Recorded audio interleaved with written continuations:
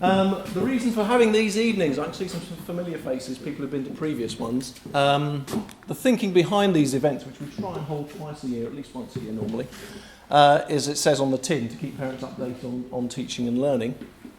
For two reasons. One is, as we said up there, parent power. Parents are an important part of anyone's education, and schools that think they're going to change things for students dramatically on their own are not being very realistic. Parents have a huge impact, obviously, on young people's learning, and keeping people involved. Some would call it a pincer movement, I think, is one way of looking at it, but involvement of parents, we're certainly very clear at Ermysted, is a vital part of any kind of improvement. And secondly, really raising standards, actually doing things in the classroom which are based on evidence that they actually improve things for students, that they actually help people's learning and help them to do better after leaving the classroom. Certainly when I started training for the profession in the late 1980s, this wasn't very much of this. A lot of things were done because they've been done for many years. They've done out of habit, out of tradition. But there's been, in the last 20, 25 years, there's been a tremendous amount of research around the world, testing out things, trying out things, comparing things to see what works and what doesn't. Hi, come in and grab a seat.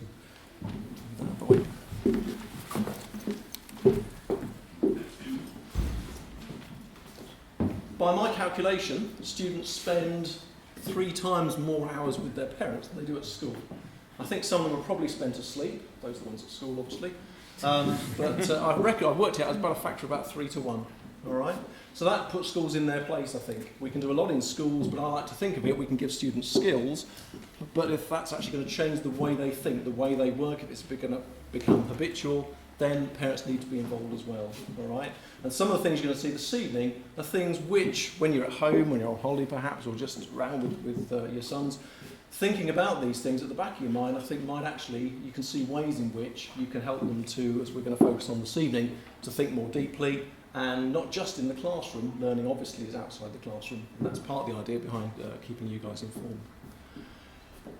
This one, as a scientist, is the one that I'm particularly interested in, but the idea that we can actually test things out, we can try things out, all right? Certainly when I went to school, when I started training as a teacher, a lot of things were done just out of an assumption that they would be a good idea. And not many professions work in that way. I'm glad to say the teaching profession has moved away from that over the past quarter of a century towards something a bit more evidence-based. Okay? This is the science bit, I'm afraid. If you decide on something whizzy, like changing the colour of the exercise books, and you do a year of that, and at the end your class do well, what have you proved? Not a great deal, really. Class next door who didn't change their exercise books may have done just as well. This is the idea behind, and it's popular in other professions as well, the idea of the control group. All right? On the left there, we have 2 groups of students, the blue group and the green group, and they've been selected carefully to be of very similar ability. Okay?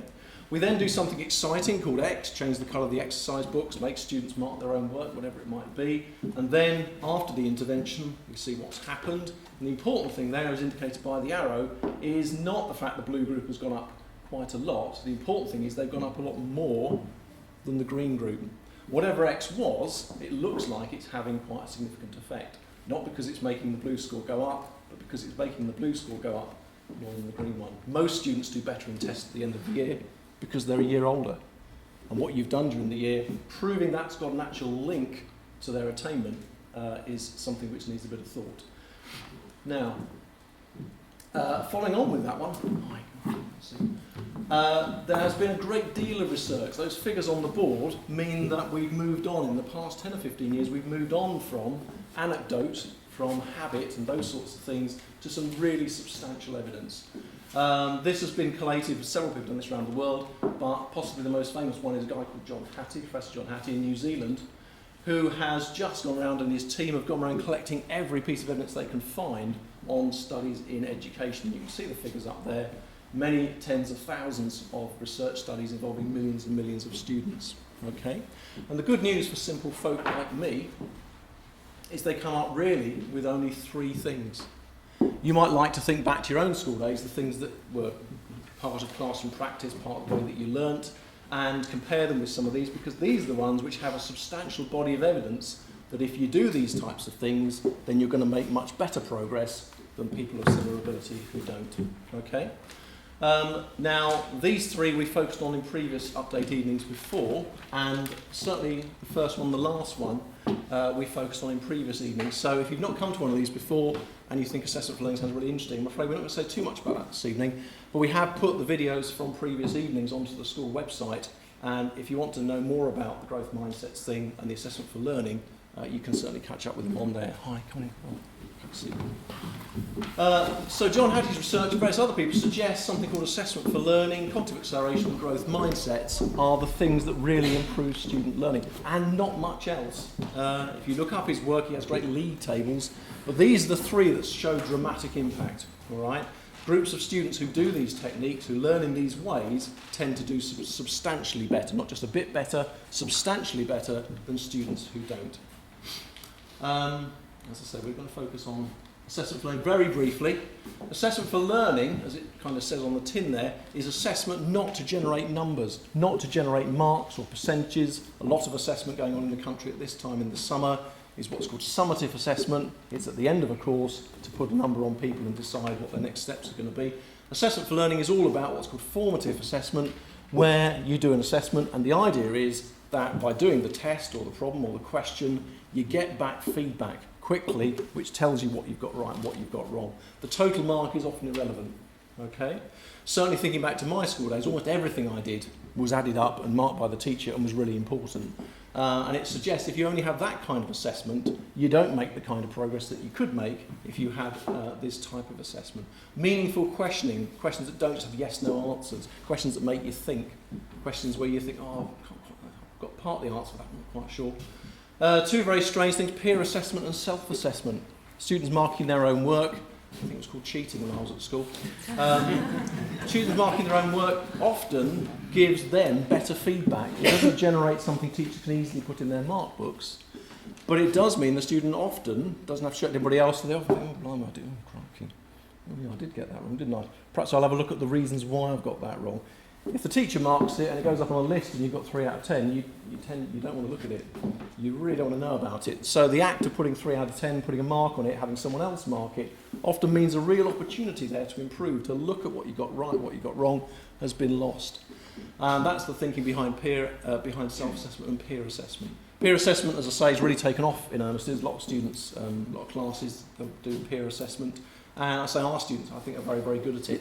I often do peer assessment with my GCSE group. I give them a GCSE question, they do it, we exchange it with someone who's nowhere near them in the room. I go through the exam board mark scheme, they mark it, and I take them in, ostensibly to look through and to see if they've made any mistakes with the marking. And generally, a 10-mark exam question, 30 students, that's 300 marks. I regularly take a set home and perhaps change 1 or 2 marks. Students are very, very good at this, and I think also there's a double benefit here.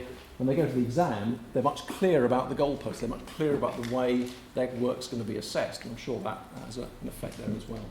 Okay? It's a very quick rush through formative feedback. There's a massive, those aren't just made up by somebody somewhere else, there's a massive amount of evidence that those things have a real effect on learning. If you want to know more about them, we do have a video, I'll give you details at the end, on our website where you can hear more about that one. Okay? Mindsets is the one that's rising very quickly, the rising star at the moment, I think. It basically says it's to do with, and you might want to look down these 2 lists, decide which column you're in, decide which column you were in when you were learning, as a school perhaps, decide which column you think your son's in. It's to do with your response to failure, the way that you think about yourself as a learner. I think the top 2 are the most important there. Fixed and growth mindset comes from the idea that in the fixed mindset, you believe your intelligence to be fixed. When I was at school, I was convinced I was good at physics, and that was about as far as I thought about it. So in that respect, I had a fairly fixed mindset. A growth mindset is you're clear that how clever you are, how intelligent you are, is a pretty meaningless thing. How successful you are depends on how hard you work. Many adults develop a growth mindset, I think, because it's the reality of the world. There are, interestingly, no successful people who have a fixed mindset. If we think of 10 very successful people, Richard Branson, all those guys, you just have to be in the right-hand column. You cannot succeed in life without being in the right-hand column. Okay? So the identification of mindset, it turns out, has a dramatic effect, helping students to be, I'm always thinking of being more dog. You've seen that advert? I don't think it quite works, but it sort of have a cat on that one and a dog on that one. Persuading people to move to the right-hand side.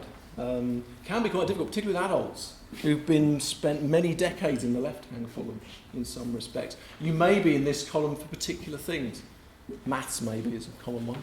You may be quite a growth mindset kind of person, but you may actually, when it comes to maths, be quite sort of, I can't do maths, I just could never do maths. That's a very fixed mindset kind of thing. Anybody can do maths, it's just, you need to do more maths, be more dog. Now mindset, as I say, this has crept on. If you've been to one of these evenings before and heard about mindset, this is some slightly new things. There is no correlation with academic ability. Is it true that people who do well in exams or are very intelligent are naturally growth mindset? No. And in fact, there's some evidence the other way around. A lot of success at school, being told that you've got 9 out of 10, being patted on the head and given stars and stickers and stuff like that. Which of those mindsets is encouraging? You're really good at it, you've done really well, that's excellent. You may actually, next time you're praising your children perhaps, think about, you're really clever, aren't you? Okay. Well, if I'm clever, it doesn't matter how hard I work, does it? And if I get something wrong, that means it's me. That's actually, psychologically, that's actually not a very good thing at all.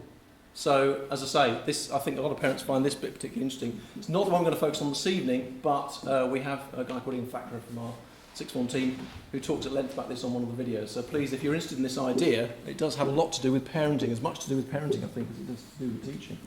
Please do follow it up on our website. Okay. And there is now some evidence, there are some measures of mindset which you can now do which have been shown to have a better correlation with life success than IQ scores.